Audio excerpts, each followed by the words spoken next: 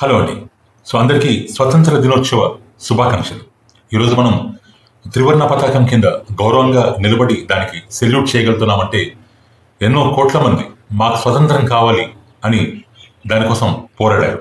ఎన్నో వేల మంది తమ ప్రాణాలు సైతం లెక్క చేయకుండా పోరాడి మనకి స్వతంత్రం తెచ్చిపెట్టారు. ఇదొక సెలబ్రేషన్ మాత్రమే కాదు, వాళ్ళు మనకి తెచ్చిచ్చిన గిఫ్ట్ అంతకన్నా కాదు. ఇది మన హక్కుల్ని, బాధ్యతల్ని గుర్తు చేసుకునే రోజు, మన రెస్పాన్సిబిలిటీస్ని మనకు గుర్తు చేసే రోజు. ఇంతమంది కష్టపడి వాళ్ళ ప్రాణాలు అర్పించి మనకి స్వతంత్రం తెచ్చిపెట్టారు. మనం స్వేచ్ఛగా మాట్లాడగలుగుతున్నాం, భయం లేకుండా తిరగలుగుతున్నాం, మనం అనుకుంది చేయగలుగుతున్నాం.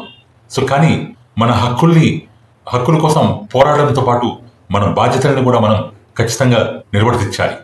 మన వల్ల సమాజానికి ఎటువంటి చెడు జరగకూడదు.